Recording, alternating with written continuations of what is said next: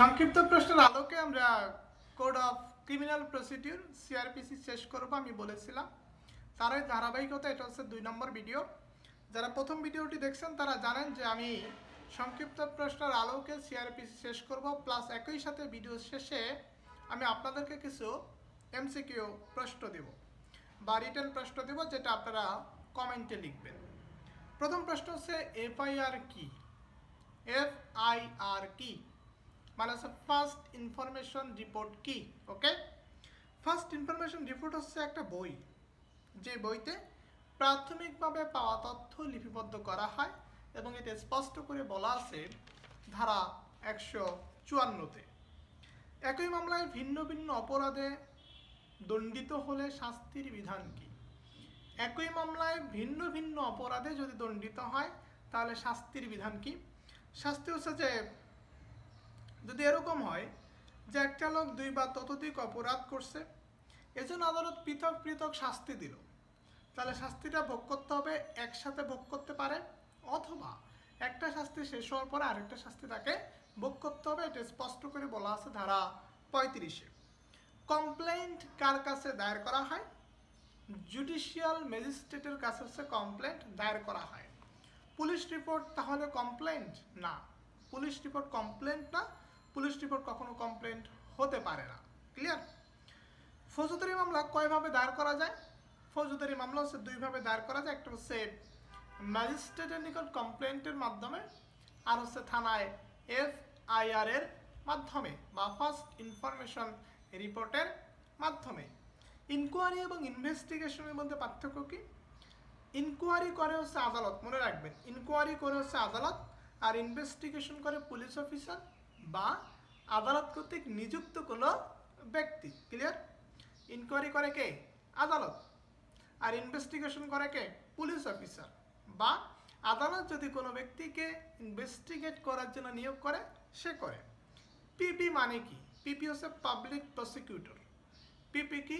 পিপি হচ্ছে public prosecutor. ওকে, পিপি যদি অভিযোগ গঠনের পর মামলা প্রত্যাহার করে, মনে করেন পাবলিক প্রসিকিউটর অভিযোগ গঠনের পরে, মানে ফ্রেমিং অফ দ্য চার্জ এর পরে কি করলো? মামলা প্রত্যাহার করে নিল, তখন আসামির পরিণতি কি হবে বা আসামির ক্ষেত্রে ফলাফলটা কি হবে? আসামি হচ্ছে তখন হচ্ছে অ্যাকুইটাল পাবে। এখন কথা হচ্ছে এটা কোথায় বলা আছে? এটা বলা আছে ধারা 494-তে। আচ্ছা, অ্যারেস্ট উইদাউট ওয়ারেন্ট করা যায়? হ্যাঁ, করা যায়। কত ধারায়? 54 ধারায়।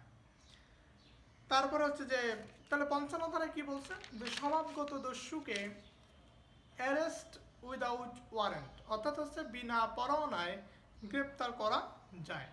তাহলে প্রাইভেট পারসন কোনো আসামিকে গ্রেপ্তার করতে পারে? পারে। কত ধারা অনুসারে? 59 ধারা অনুসারে। ক্লিয়ার? প্রাইভেট পারসন কোনো আসামিকে গ্রেপ্তার করতে পারে? পারে। কত ধারা অনুসারে? 59 ধারা অনুসারে।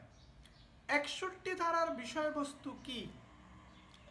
অ্যারেস্ট উইদাউট ওয়ারেন্ট করা হলে, অর্থাৎ ওয়ারেন্ট ছাড়া গ্রেপ্তার করা হলে কোনো আসামিকে 24 ঘন্টার বেশি পুলিশ হেফাজতে রাখা যাবে না। অর্থাৎ পুলিশ হেফাজতে কোনো ব্যক্তিকে গ্রেপ্তার করে এবং সেই গ্রেপ্তারটা যদি হয় ওয়ারেন্ট ছাড়া, তাহলে তাকে 24 ঘন্টার বেশি পুলিশ কাস্টডিতে, পুলিশ হেফাজতে রাখা যাবে না। মনে করেন সিঙ্গাপুরে কোন আমলযোগ্য অপরাধ করছে, পুলিশ অ্যারেস্ট উইদাউট ওয়ারেন্ট করতে পারবে? হ্যাঁ, পারবে। কারণ 54 ধারায় স্পষ্ট করে বলা আছে যে দেশের বাইরে অর্থাৎ বিদেশে কেউ যদি আমলযোগ্য অপরাধ করে, সেজন্য পুলিশ তাকে অ্যারেস্ট উইদাউট ওয়ারেন্ট করতে পারবে। 94 ধারার বিষয়বস্তু কি? 94 ধারায় কি বলা আছে? 94 ধারা আছে যে কোনো দলিল হাজির করার জন্য আদালত বা থানার ভারপ্রাপ্ত কর্মকর্তা 54 ধারায় সমন ইস্যু করতে পারে। অর্থাৎ হচ্ছে 94 ধারায় সমন ইস্যু করতে পারে। কখন? যদি এমন হয় যে দলিল হাজির করার প্রসঙ্গ আসছে, তখন হচ্ছে আদালত বা থানার ভারপ্রাপ্ত কর্মকর্তা, যিনি ওসি থাকবেন, তারা হচ্ছে সমন ইস্যু করতে পারে। সার্চ ওয়ারেন্ট বা তল্লাশি পরোয়ানার আদেশ কে দিতে পারে? সার্চ ওয়ারেন্ট সম্বন্ধে প্রথমত কোথায় বলা আছে? ধারা 100-তে বলা আছে সার্চ ওয়ারেন্ট কে ইস্যু করতে পারে। হচ্ছে মেট্রোপলিটন ম্যাজিস্ট্রেট, প্রথম শ্রেণীর ম্যাজিস্ট্রেট অথবা হচ্ছে নির্বাহী ম্যাজিস্ট্রেট।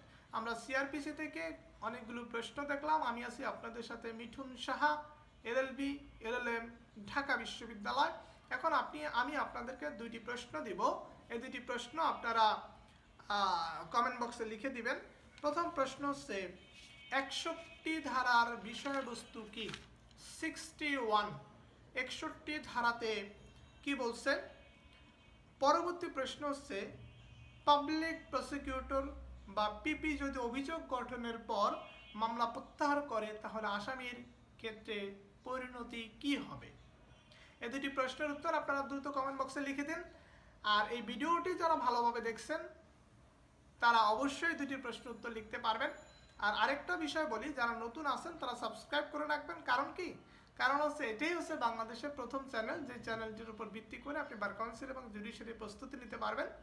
এবং এই ব্যাপারটি শিওর হওয়ার জন্য আপনারা আমার চ্যানেলের MS লাইভ পয়েন্ট এই চ্যানেলটির প্লে লিস্টে যাবেন, তাহলে আপনারা আরও বেশি কনফার্ম হয়ে যাবেন। আমার কথার উপর আপনাদের আস্থা আরও বেশি জাগবে। ভালো থাকুন, সবার জন্য শুভকামনা থাকলো।